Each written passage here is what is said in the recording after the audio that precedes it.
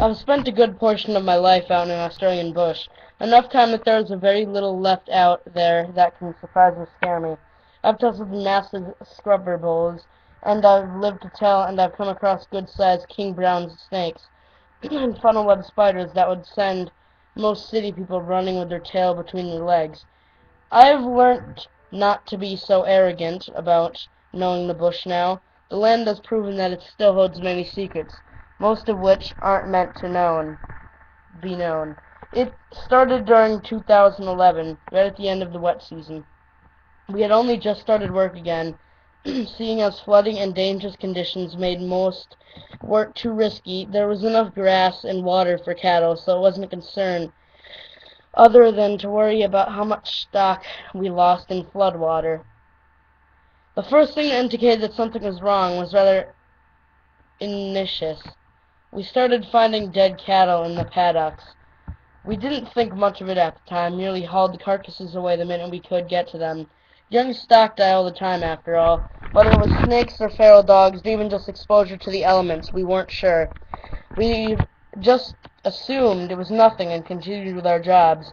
Then a pair of horses died, along with one of the cattle dogs. A snake bite could have explained it. After all, there are multiple poisonous reptiles in the Outback, but it was the way we found the carcasses that made us scratch our heads. They'd been torn apart. Feral dogs didn't come near the house where we kept the dogs or horses. Even those with a lot of dingo blood in their veins were very wary of humans. What else could have it been? Australia isn't one for large predators. It soon came nothing but campfire talk, however, as weeks passed without any more signs of the elusive predator. We started to get into mustering season, and as much had hired a few farmhands and jackaroos to help with the cattle and didn't have time for idle conversation. It was one of those musters that the creature struck again. Not a cow or horse's time, but one of the jackaroos. He went galloping into the scrub to chase out a few stray steers, and although the cattle came racing out to join the mob that was starting to form, he and his horses didn't. We searched for him, but never found any sign of him. People were starting to grow worried about whatever it was that lurked in the darkness. We were far from civilization, with nothing but our horses and saddlebags on us. Dogs howling that night.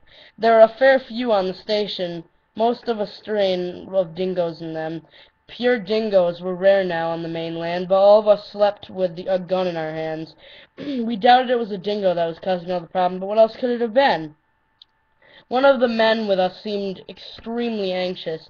He was aboriginal in origin, and had been raised on the native folklore of bunyips and demon dingoes, which he relayed to us over the fire. We laughed it off, of course. Native stories have always been treated that way, unfortunately. Either way, he wanted us to head straight back to the house, which was still a few days' travel from us. The following day was silent. We remarked on it as we rode, for such silence was unusual in the bush. There were always cockatoos and other birds causing a ruckus along with a multitude of insects. Lizards would sunbathe on the red rocks and skitter away when disturbed. There was nothing at the moment. The land appeared dead. The horse and cattle seemed skittish, tossing their heads as the whites of their eyes showed. One large bull took off from the mob, racing into the undergrowth with a bellow. As I was the one closest to it, I was the one who had to take off after it.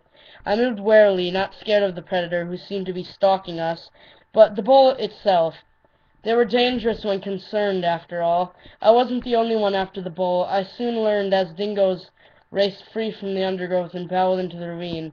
I've never seen a pack of feral dogs take down a bull in the prime of my life, but there was a single canid doing so without any trouble.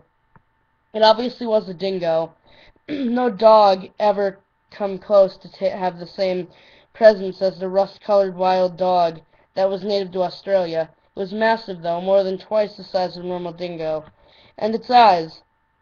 It looked up when the bull fell limp, eyes the red of the desert sand and burning with the strength of a flame. Its teeth were bloodied as it bared them at me, stalking forward with tail raised.